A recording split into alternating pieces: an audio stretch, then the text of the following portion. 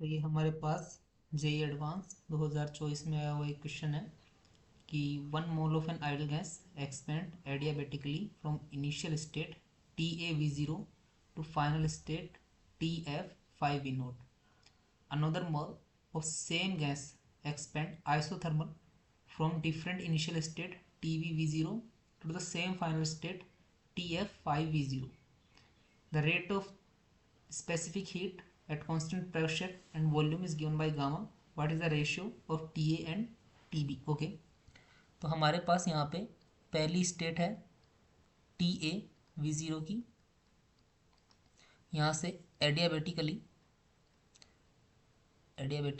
Gas का expand होता है कहाँ तक, TF5V0 तक। ओके। सेम गैस का एक्सपेंशन होता है अब दूसरी तरफ से isothermally.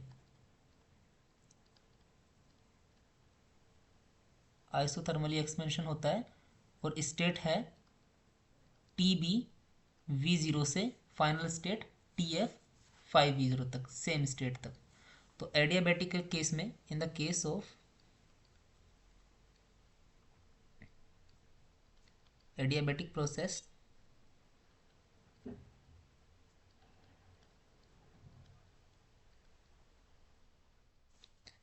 P V to the power gamma is equals to constant, or we can say T V to the power gamma -1 is equals to constant। क्योंकि यहाँ पे हमारे पास जो रिलेशन है वो टेम्परेचर और वॉल्यूम के बीच में, इसलिए हम इसे T V to the power gamma की फॉर्म में लिखेंगे। तो T V to the power gamma -1 is equals to constant. Adiabatic के केस में हम आगे की तरफ बढ़ते हैं।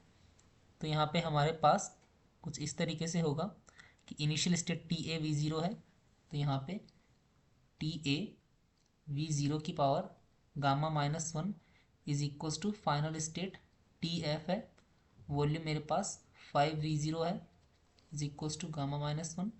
सो TA over TF is equals to 5 to the power gamma -1, equation number 1। Second case की बात करते हैं जिसमें सेम गैस का आइसोथर्मली एक्सपेंशन हो रहा है। अगर ये प्रोसेस आइसोथर्मल है तो इस प्रोसेस में हमारे पास जो इनिशियल टेम्परेचर होगा और जो फाइनल टेम्परेचर होगा वो सेम होंगे, यानी कि initial temperature TB, final temperature TF के इक्वल होगा। तो अब अगर मैं यहाँ पे इक्वेशन 1 में इस वैल्यू को पुट करूँ तो मेरे पास निकल के आएगा TA upon TF, that will be equal to TA over TB, because TB is equal to TF is given by 5 to the power gamma -1।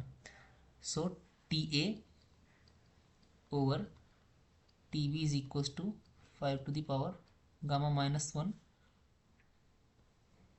Here is option A. So option A is matching with this my answer. So A is correct option.